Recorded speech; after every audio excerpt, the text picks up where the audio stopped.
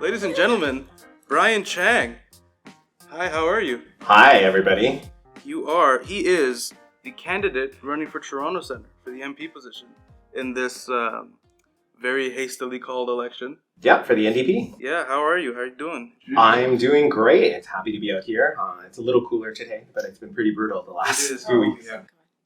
Yeah, you talk about heat, but also like in the weirdest way possible. Heat, humidity, and thunder. The last 3 days in a row? Yeah, all the things. Yeah, so let's just get straight into the questions. So my first question was going to be, how has the NDP community, or how will the NDP community affect our community of Regent Park? Yeah, so the MPP for the area, Suze Morrison, she has represented the area now since 2018. There's a long history of New Democrats, from Jack Layton to Pam McConnell, standing up for this community and ensuring that people have what they need. I would love to join with them. But it's about working with the community, and there's so many different ways that we can do that work, from working with Mothers of Peace to make sure that the Cultural Bazaar is fantastic, has what it needs. Talking to your executive director about ensuring that there's space for multimedia development and the skills development that goes hand in hand with that, to tell the story of Regent Park from people who are from Regent Park and live in Regent Park. But there are so many other reasons that we need to intervene in the system, because we can't, development for the sake of development isn't good enough, right? We have to make sure that through that process that we're developing arts and culture, that those homes are places that people actually want to live, and that they're affordable to people who live in the community, that we're creating jobs for people in those communities, that we're working on community benefits agreements to make sure that where money is being spent to build, to play, to create, that the people in the community are benefiting, not just people outside the community. Mm-hmm. And if the NDP do win, how will they benefit? For sure. So when we're talking about affordable housing right across the country, but especially in a riding like this, where people, the cost of housing is just astronomical, and it's going up and up and up, and renters are facing a really hard time trying to stay in the homes that they're in. And this is true whether you're in the Village, whether you're in Regent Park, whether you're in St. Jamestown. We're seeing costs go up, and people are feeling more pinched than ever before. So things like universal pharmacare, if you don't have to worry about your medication costs, and as a senior, that can be huge. I even have friends that are 33, 35, who have full-time jobs, who have job coverage, but their medication costs are so expensive. If you don't have to worry about that, then you can take that money and use it for entertainment, to relax, to invest in your family, to go back to school, to invest in a bigger place, to put a down payment on a house, a home. There's so many options that people can have. But when people are struggling to put basic needs, like a roof over their heads, or to pay for the medication they need to be able to function, it means that we need to address those basic issues first for everybody right across the country, so we can raise the floor for all people. And that's where New Democrats really differ compared to other parties, is that we're not just about helping certain parts of the community, but we're about lifting the floor for everyone. Okay, so you mentioned putting a roof over your head. So what are NDP's plans for homelessness? Yeah, and that's a good one. And it's a hard question, because but what I want to say is that where we are right now with encampments and lack of shelter space and lack of affordable housing, we didn't get here overnight. This was actually by design, by liberal and conservative design, over many decades, by both federal and provincial governments and municipal governments as well too, to not prioritize housing. We've been prioritizing one thing, and that's home ownership. But there's so much more that we need to think about in terms of making sure that there's supportive housing for people who live with disabilities, that there's long-term care for our elderly who require that healthcare assistance, not for profit. Not so that those corporations can make a huge profit off of public healthcare. Making sure that we're investing in shelters and building up the space so that when people are in those places of crisis, that they can recover and get back on their feet. And over the pandemic, we saw that there were so many people, so many of our friends, and probably so many people that who lost their job over the pandemic.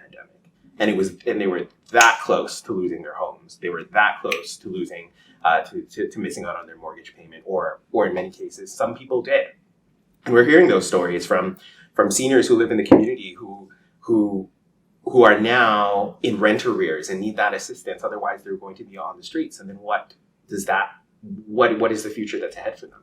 So it's about recognizing these gaps and implementing the policies that we need. And New Democrats, one thing that we promised right away is that we will provide up to $5,000 in rent relief to people who need that benefit. So over the course of the pandemic, if Canadians have found themselves in a hard time and unable to meet their rent payments, we will provide that benefit of up to $5,000 so that they can stay in the homes they're in and not have to go through that crisis of needing to get on the streets, access shelter services, and get back on their feet. That they'll be able to stay in the homes they're at and recover there. Well, that leads up to the question: do you believe that housing is a human right? Absolutely, 100%. And I think that's not just talk when it comes from New Democrats. It's something that we will continuously fight for. And housing also looks very different depending on what your needs are at any point in time. So for me, it's not just one type of housing that like everybody should have. Everybody should have their own personal home that they own 100%, right? Like I believe in co-op housing. I believe in affordable rentals. I believe in purpose-built rentals. I believe in long-term care as homes. I believe in ensuring that we have places for the elderly to retire in dignity and with the assistance that they need that's appropriate. So there's so many different pieces to the housing. And then, of course, what's really important as well, too, is making sure that Indigenous peoples in Canada have access to the housing and that we're actively living up to our commitments to reconciliation by investing in that housing and ensuring that people have access to it. Yeah, I mean, it was just a few years ago where Canada was investigated by the UN for really poor housing conditions for Indigenous peoples. And I also wanted to just piggyback off what you said earlier. I think, one of the most interesting things I've learned while growing up is the true words of Dr. Martin Luther King, where, later in his career, he took a very anti-capitalist, he took a very, pro higher minimum wage, housing, human rights-based approach. That wasn't just, no more segregation, please, peaceful march, which is kind of what he's been turned into. And I love, that's really what draws me to a lot of NDP ideas. I also want to get more specific. Many people have criticized Trudeau, including Jagmeet Singh, for actually calling this election. So do you believe we should even be having one? I think democracy is always a good thing, but we have to pay attention to all of the disadvantages that prevent people from being able to participate in the system properly. And right now, Elections Canada, for example, doesn't have a mandatory vaccination mandate for its workers, which means that there's no guarantee that you, as an immunocompromised person, going to a polling station won't be potentially exposed by a polling worker at that place.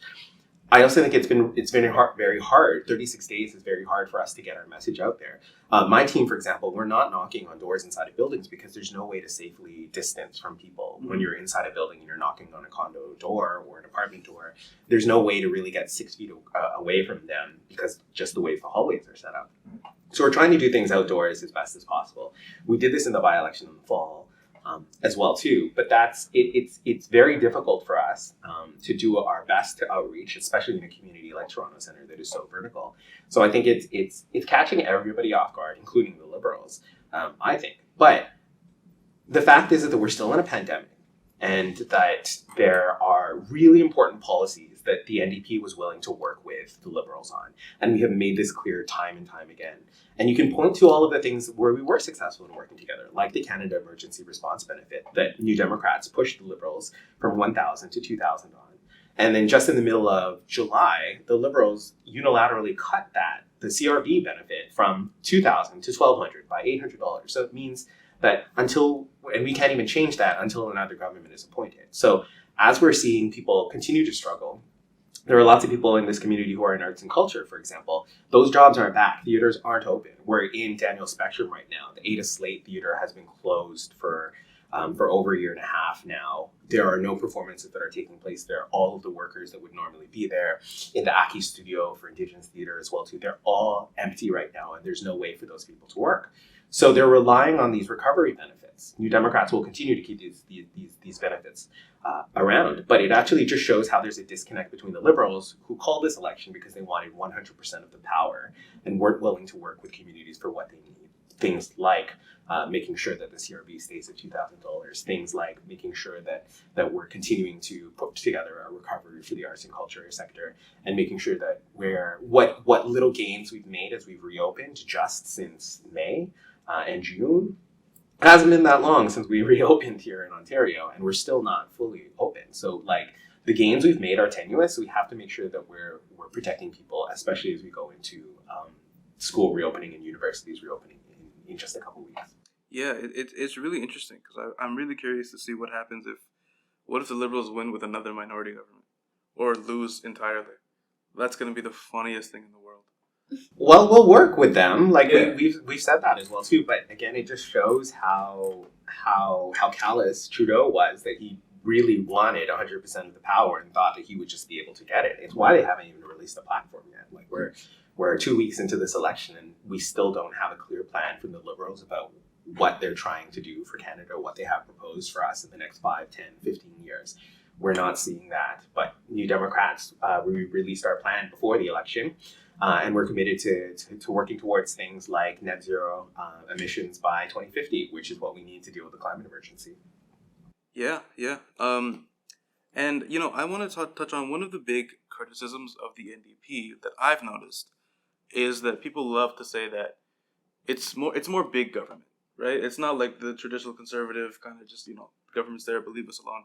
But I know that you guys have also proposed a wealth tax, which with a very anti-capitalist Gen Z, I think is cool. So could you tell us more about that? I think it's cool too. Yeah. These are not new policies. So, like for example, when we're talking about a profiteering tax, this was actually something that was implemented after World War II here in Canada because there were so many corporations that made so much money off of the creation of wartime efforts that the government was like, no, we're gonna tax you on this. You should make some profit, but not too much. And then we'll take that money and invest in things into the social safety net that a lot of us, the things that we have now that people are aware of, things like public healthcare, universal healthcare, it was called unemployment at the time, but things like big social programs like that were because there was money after the war. But when we're talking about a wealth tax, I think people need to understand that there is such a disconnect between the ultra wealthy in this country and everyday people that are probably just listening to this radio show here. That if you were born 2021 years ago, and you worked every single day of your life and made $1,000 every single day of your life, never paid $1 in tax, and just saved all of that money, and you were immortal, and you would not be a billionaire today. If you were paid $1,000 every single day for over 2021 years, you would still not be a billionaire today. So the fact that there are 44 billionaires in this country, and they're hiding their taxes in offshore places and not paying their fair share, that is literally billions of dollars that we could use to invest in the things that everyday people need. I don't know what you would do with that much money. Yeah, you can't even, it's like, I can't even comprehend that much money. Exactly. Like the numbers are just so above and beyond. And we have to remember there are corporations like Netflix, there are corporations like Amazon that pay little to no corporate tax in Canada, which means that these are some of the biggest corporations in our lives who are not participating in making your life better. They're providing goods for you, but they're not at all participating in the tax system that would help allow our government to invest in the things that you need, like post-secondary education, like healthcare, like affordable housing. So again, this didn't just randomly happen. We're actually in a situation where deregulation by the Liberals and deregulation and reduction of taxes by Conservatives have put us in this situation in which we feel that there's this amazing scarcity, that we can't have these policies because we can't afford them. But the truth is we can. We just have to be willing to make sure that the ultra-rich pay their fair share. I think, I guess this is more my opinion, but I've always had the I don't care what you do mentality, but I do believe that when you live in a society with ample resources, I think we do have a duty to make it so that people have opportunities to not be afraid of going homeless. And I think so long as if it takes a wealth tax, it takes a wealth tax. Mm-hmm. And I also want people to think about wealth redistribution in a different way as well too. When a senior is diabetic and is unable to pay for their medication, they're actually giving up their health. They're giving up years of their life. They're giving up their well-being because they can't afford the cost of the medication. And that has other implications for us, because if that senior gets to a point where they require a stronger medication, or if they lose a limb because of complications from diabetes, that becomes an increased cost that the rest of us then need to bear. So it's up to us as a society to decide what is the kind of world that we want and what are the policies that we want in order to make sure that people don't get to that point, that they have the medication that they need in order to be healthy. And we're all better off. We're all so much better off, I think, and we would be much better off with the policies I think that New Democrats are pushing for. And we're seeing the need for that, especially over the course of the pandemic, where that vaccination, COVID-19 vaccines given to people right across the country is the single largest provision of public health care ever in Canadian history. The fact that that has been distributed to every corner of the country and then was provided free of cost, and you could just show up and get it. That's really remarkable. But why we can't do that for other medications so that people can be healthy as well too is a gap for me. So it shouldn't just stop at vaccinations. We should be really making sure that we're doing these investments for everybody. Yeah, and I think this is more of a personal question that affects my age group. That's something that we think about a lot. With you representing Toronto Centre and Regent Park being in Toronto Centre, Regent Park is a very diverse community with a huge Muslim population. So I want to get your take on the Israeli apartheid, if you believe it exists. So I believe that what is ongoing in Israel and on the occupied territories of Palestine is very much ethnic cleansing of Palestinians, especially in places that have been historically their homes. So this is an issue, though, that I don't think can be solved in Toronto Centre, right? No. Like it's an issue that very much needs to be, what do the Palestinians need and how do we support that? What do the Israelis need and how do we support that in the context of what we have the ability to influence? And here in Toronto Centre, this is often the focal point for so many people who come to the heart of the city to demonstrate and fight for what they need. And I was out in support of Palestinians because we're seeing this is very much an asymmetrical power dynamic that's going on in the Middle East. And New Democrats have been very clear about calling this ethnic cleansing, about addressing the human rights atrocities that are going on. And we've been very clear that there should be no arms sales. There should be no weapons sold from the Canadian government to the Israeli government that is used in war. And this is true of us providing weapons to, the Liberals have provided weapons to, for example, the Saudi government that then used them in the civil war in Yemen as well too. So there are just so many examples of which we shouldn't be using Canadian weapons ever for international warfare where there were human rights atrocities happening. Mm-hmm. Yeah, and okay, so just to bring it back to our local level, just because I just wanted to know about that. You're also running against Green Party leader Ndp'S, whose time as party leader has been interesting to say the least. What's your take on the Green Party drama, if you want to call it? Drama is a good word. It's been wacky. It's very strange to watch as well too from the outside because I don't know. I feel like there's so much infighting and so much inside baseball going on that average people can't wrap their head around. But it's messy, right? Like there's mess going on. But affecting everything. Yeah, but I also think there's a place for the green perspective in Canadian politics, and I think that's important. And Anami and I have run against each other 3 times now, and I have no issues engaging because we have very different ideas of what the world should look like and the kinds of policies that we need to do that. Like we are very much a socialist party, and Anami is very much not a socialist.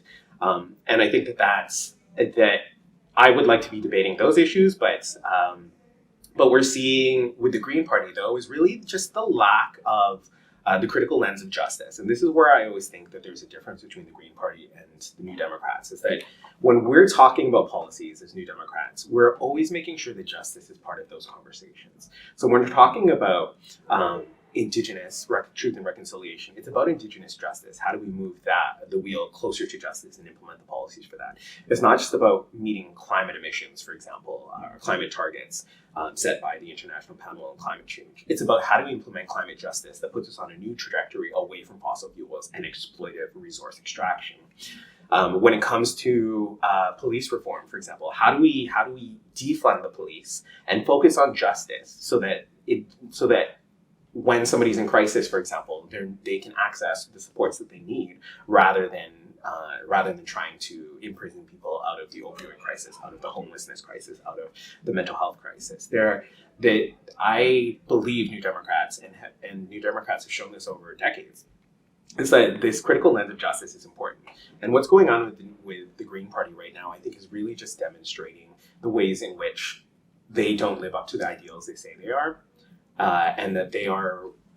I feel like they're struggling because there's these tensions between people who would like them to fight for justice and people who would like them to fight for the environment. And there's people that want them to fight for social issues, and there's people that want them to be eco-socialists, and people who want them to focus only on the environment. And I think that they're struggling, but it is very wacky to watch from the outside. And I don't have any answers for how that will play out, but it kind of just seems like it's continuing. Yeah, and that is all the time we have, ladies and gentlemen. September 13th, Brian will be at the All Candidates discussion via Zoom. It will be fun. Brian, is there anything you'd like to say to the people? Yeah, thanks so much. Definitely get involved. Check out my website at www.brianchang.ca. Reach out on Instagram or Facebook. Always happy to chat and fight for the people of Regent Park. Awesome. Thank you so much, Brian. We loved having you on.